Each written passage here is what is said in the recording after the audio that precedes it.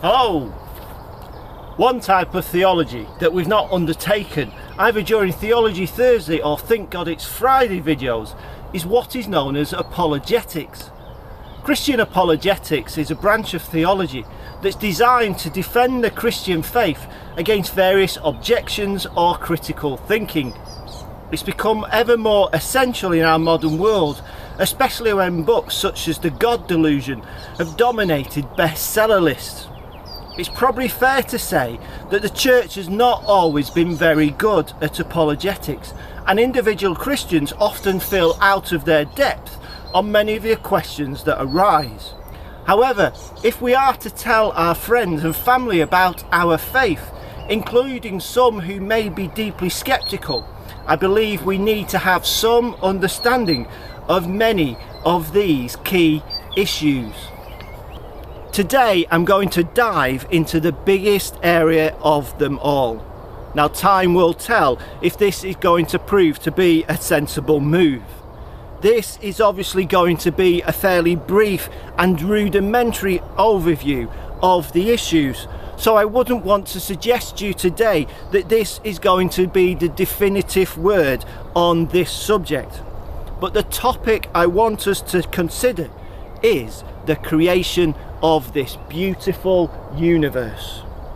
The very opening words of the Bible take us deep into contentious waters.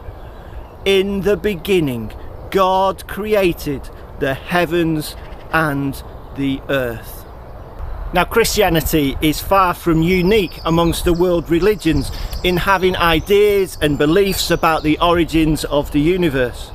In our apologetics, I think the key starting point is to recognise that within Christianity there is also a broad array of beliefs and understandings.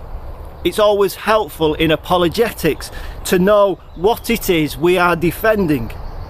You see, some Christian beliefs about the origins of the universe are quite difficult to defend, and I guess we shouldn't be afraid to say so. But once we recognise this, we are better equipped to tackle the straw men that are sometimes thrown at us in such conversations.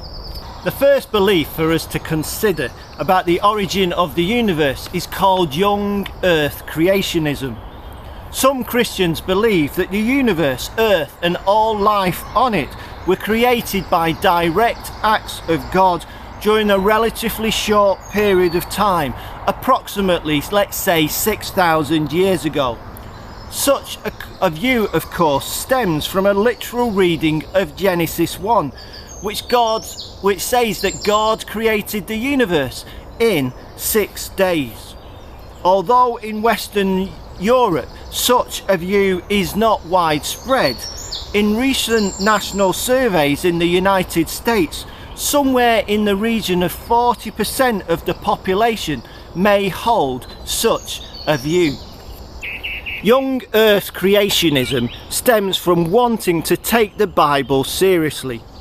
For Christians, I want to suggest that's quite important, and I have said as much in these videos.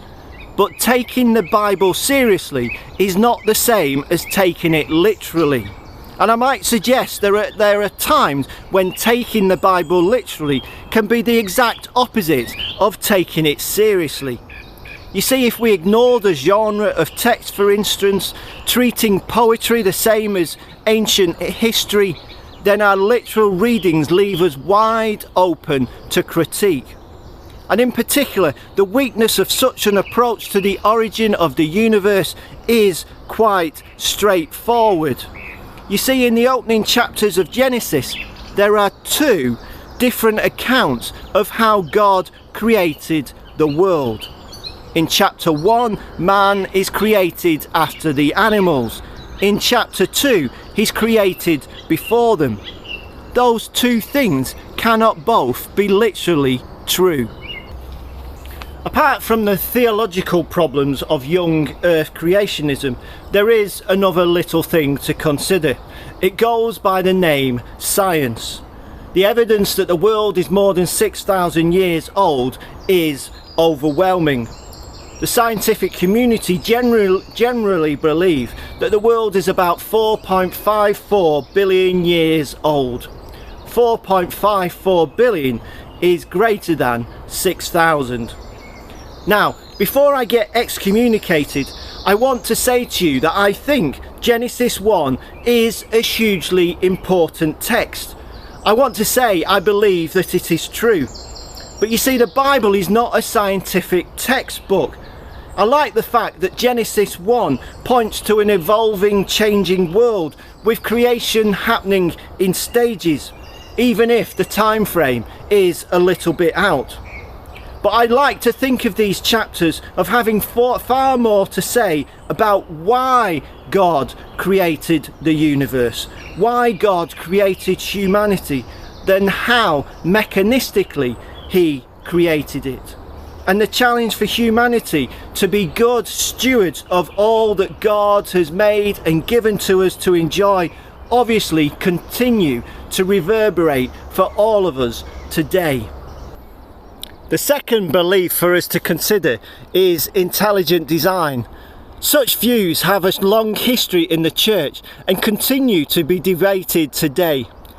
You see, the idea stems from the universe being incredibly complex, showing evidence of design. Those who hold such views are concerned to show that God still had a part to play in creation, and they're trying to make sense of the complexity of life, asking, could it really all be the result of natural selection and chance? Intelligent design arguments are made in two ways. The first relates to irreducible complexity. In nature, you see, we find complex systems with several interacting parts. These interacting parts would not function on their own and therefore would have no evolutionary benefit, it would seem, as a single mutation. The question is therefore asked, how could such complex systems have evolved across many different stages? At this point, I have to tell you, we have reached the bounds of my knowledge of evolutionary biology. But I can tell you that arguments about irreducible complexity are not widely accepted by scientists. I think it's to do with redundancy in evolutionary mutations. But if you want to fight this battle, I have to tell you, you're on your own, sods. The challenge of many intelligent design theories for Christians is always that it can create a God of the gaps type understanding. You see, intelligent design essentially says that wherever there is a gap in our scientific understanding or our evolutionary biology, then we might say that God gave evolution, gave the universe a helping hand. But the danger here is obvious. Whenever there are new scientific discoveries, well, God gets smaller. The second argument for intelligent design has to do with the fine-tuning of the universe. You see, modern science suggests that some of the fundamental forces of the universe are intricately and delicately balanced. For example, the essential energy levels in carbon atoms, or the rate at which the universe itself is expanding. If you consider each of these crucial forces and calculate the probability that they could be the values that they are all together, then the resultant odds of the universe actually functioning and existing by chance is infinitesimally small. Now, I can tell you that fine-tuning arguments are quite compelling. There are proper scientists who know about these things, who give credence to such arguments. Now, one solution given by scientists who want to detract from fine-tuning arguments is to posit an infinite number of universes or multiverses, as it helps with the maths. But we have every right to question how scientific is an explanation that is based on assuming the existence of billions of undetected universes. Now the third view that's held by Christians is called Theistic Evolution. This is the view that accepts the best scientific understandings of the origin of the universe, such as the Big Bang and evolution, but believes that God establishes such processes and then sustains our world day by day. Not only are such views much older than you might think, with St. Augustine speaking of God creating simple life forms that developed over time in the 4th century, but this is also the accepted position of mainline churches today. A huge majority of Christians belong to churches whose official teaching holds to theistic evolution. Now there are plenty of scientists who are Christians. There are evolutionary biologists who are Christians, and they see no contradiction between science and their faith.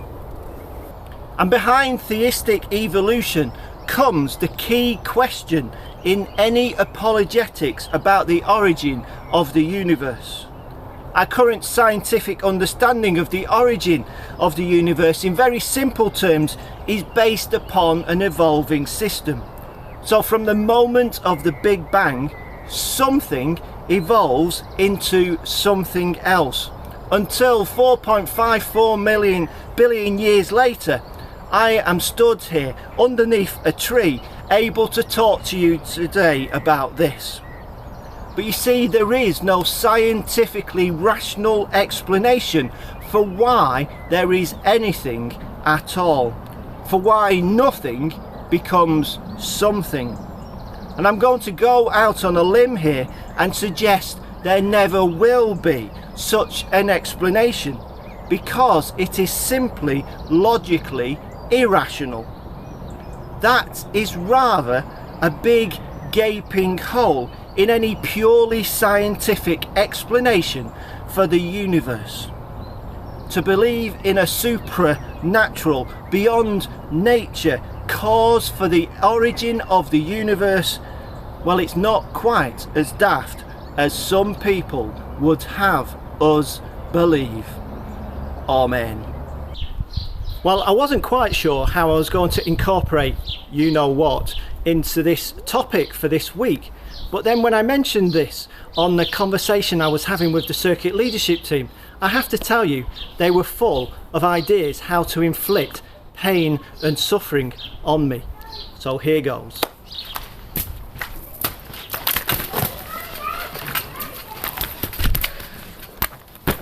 Not working.